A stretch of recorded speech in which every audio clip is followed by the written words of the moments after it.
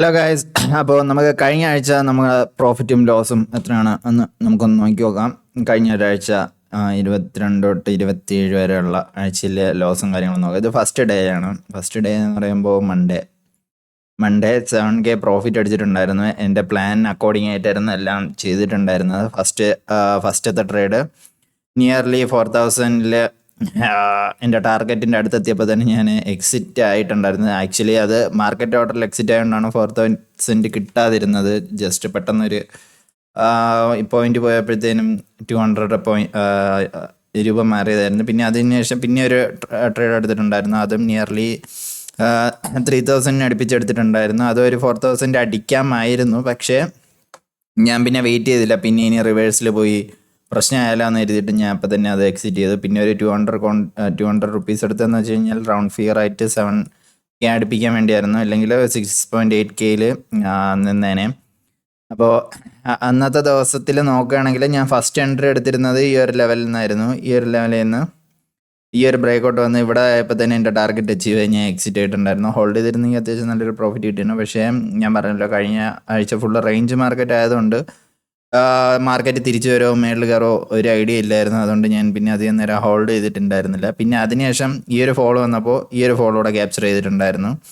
ഈ ഒരു ബ്രേക്കൗട്ട് വന്നപ്പോഴത്തേനും ഞാനൊരു ട്രേഡ് എടുത്ത് ഈ ഒരു ഫോളോ ഞാൻ ക്യാപ്ചർ എടുത്തിട്ടുണ്ടായിരുന്നു. അങ്ങനെയാണ് ആ ട്രേഡും കിട്ടിയിട്ടുള്ളത്. ഒന്ന് പിയിലും ഒന്ന് സിയിലും.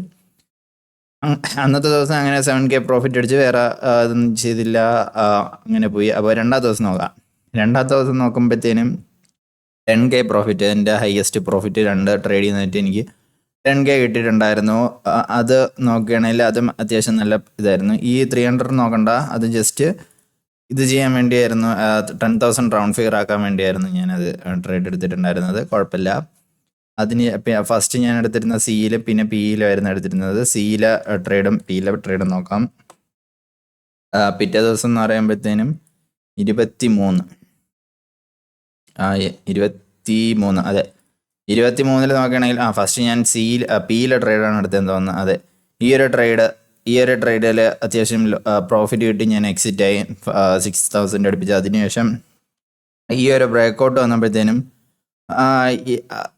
ഈ ഒരു ഇത്ര പോയിന്റൊക്കെ ഞാൻ ക്യാപ്ചർ ചെയ്തിട്ടുള്ളൂ. ഈ ഒരു അതിനുശേഷം ഹോൾഡ് ചെയ്യാനുള്ള മൈൻഡ് എനിക്ക് ഉണ്ടായിട്ടില്ല. കാരണം മാർക്കറ്റ് എങ്ങനെ ബിഹേവ് ചെയ്യുമെന്ന് എനിക്കിപ്പോഴും ഒരു ഐഡിയ, കഴിഞ്ഞ ആഴ്ചയിൽ ഒരു ഐഡിയ ഇല്ലാത്തതുകൊണ്ടാണ് ഞാൻ പിന്നെ എൻ്റെ ഇൻസ്റ്റിങ്സ്റ്റിന് ഇത് ട്രസ്റ്റ് ചെയ്ത് ഞാൻ ട്രേഡ് എടുത്തത്.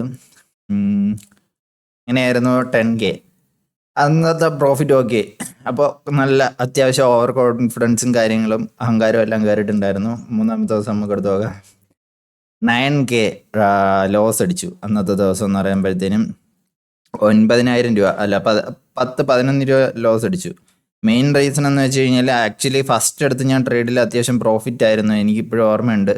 അതിനുശേഷം കാരണം ആ ഒരു ട്രേഡ് പെട്ടെന്ന് തീർന്ന പോലെ തോന്നി. അതായത് 2 മിനിറ്റിൽ അങ്ങോട്ടോ എനിക്ക് ഈ ഒരു ഫോള് സ്റ്റാർട്ട് ചെയ്ത് പറഞ്ഞ് തലേ ദിവസത്തെ ചാർട്ട് അനലൈസ് ചെയ്തിട്ട് ഫസ്റ്റ് പറഞ്ഞ ഒരു പിയിൽ പൊസിഷൻ എടുക്കുക. ബ്രേക്കൗട്ട്, ഈ ഒരു ബ്രേക്കൗട്ട് വരികയാണെങ്കിൽ പിയിൽ പൊസിഷൻ എടുക്കാമെന്ന് പറഞ്ഞ് ട്രേഡ് എടുത്തു. ഈ ഒരു നല്ലൊരു മൊമെൻറ്റം ക്യാപ്ചർ ചെയ്തു. ഒരു 7K 8K പ്രോഫിറ്റിൽ നിൽക്കുമായിരുന്നു.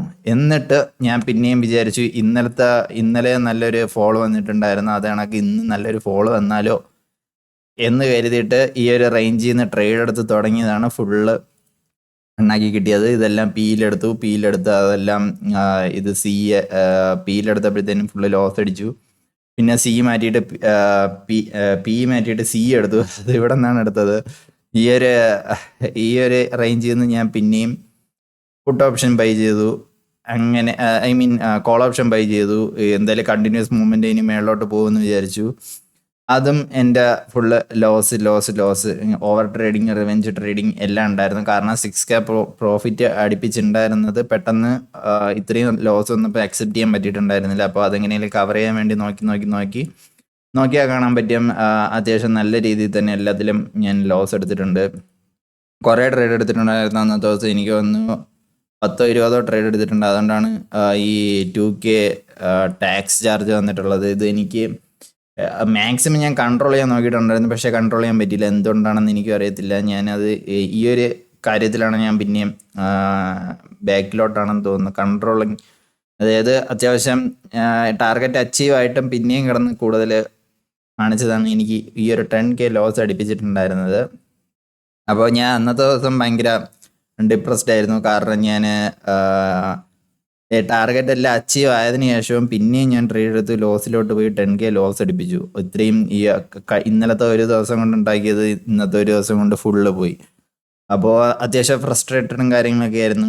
അപ്പോൾ അതിനുശേഷം പിന്നെയും ഞാൻ ഒന്നുകൂടെ ഞാൻ എൻ്റെ ട്രേഡിങ് സെറ്റപ്പ് എല്ലാം കൂടെ ഒന്നുകൂടെ അനലൈസ് ചെയ്ത് എൻ്റെ മെൻറ്റാലിറ്റിയും അതും ഞാൻ ഒന്നുകൂടെ അനലൈസ് ചെയ്തിട്ട് കുറേയൊക്കെ കീ പോയിന്റ് എഴുതി വെച്ചിട്ട് ഇനി മേലെ ഇങ്ങനെ ചെയ്യരുത് എന്ന് ഞാൻ സ്വന്തമായിട്ട് തന്നെ പറഞ്ഞു. നാളെ സാധാരണ ആണെങ്കിൽ ഈ ഒരു 10K പ്രോഫിറ്റ്, ഈ 10K ലോസ് പിറ്റേ ദിവസം തന്നെ എനിക്ക് 10K പ്രോഫിറ്റ് ആക്കണം എന്നുള്ളൊരു മൈൻഡാണ്.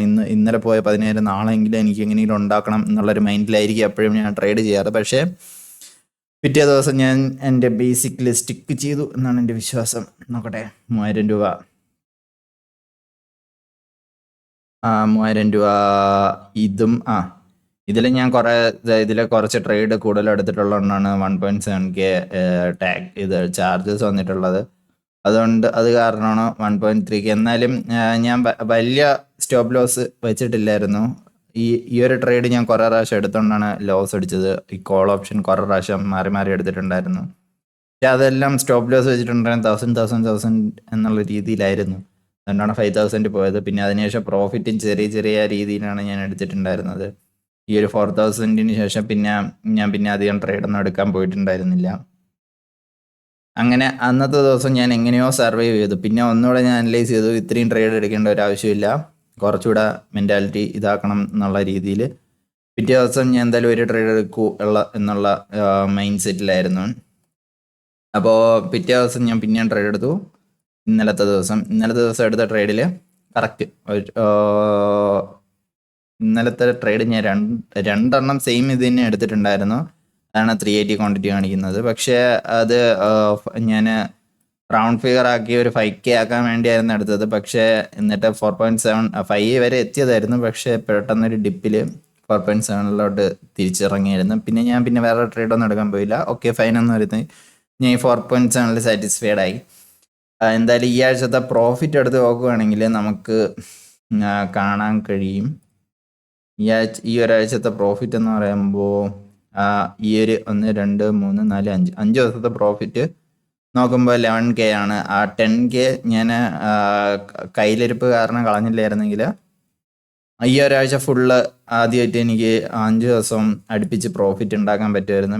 മേ ബി നിയർലി ഒരു 25K അടുപ്പിച്ച് എനിക്ക് പ്രോഫിറ്റ് മാത്രമായിട്ട് ഉണ്ടാക്കാൻ പറ്റുമായിരുന്നു. പക്ഷേ ട്രേഡിങ് ഇങ്ങനെയാണ്, നമ്മുടെ സൈക്കോളജി ഇങ്ങനെയാണ്, നമ്മുടെ മൈൻഡ് ഇങ്ങനെയാണ്. നമ്മൾ ലോസ് അക്സെപ്റ്റ് ചെയ്യാൻ പഠിക്കണം. എനിക്ക് ലോസ് അന്നത്തെ ദിവസം അക്സെപ്റ്റ് ചെയ്യാൻ പറ്റിയിട്ടുണ്ടായിരുന്നില്ല. പോരാത്തതിന് എനിക്ക് കുറച്ച് പ്രശ്നങ്ങളോടെ വന്നപ്പോഴത്തേനും കുറച്ച് സ്ട്രെസ്ഡും ഇതൊക്കെ ആയപ്പോഴത്തേനും ഞാൻ അറിയാണ്ട് എന്നോടുള്ള ദേഷ്യത്തിൽ തന്നെ ഞാൻ പിന്നെയും ട്രേഡ് എടുത്തതായിരുന്നു. അതായിരുന്നു എൻ്റെ മിസ്റ്റേക്കും. ഞാനത് മനസ്സിലാക്കി. എന്തായാലും ഞാൻ ഇനി അങ്ങനത്തെ ഉള്ള മൈൻഡുള്ള ദിവസങ്ങളിൽ ഞാൻ ഇനി ഒരിക്കലും ട്രേഡ് എടുക്കില്ല എന്നാണ് ഞാൻ തീരുമാനിച്ചിരിക്കുന്നത്.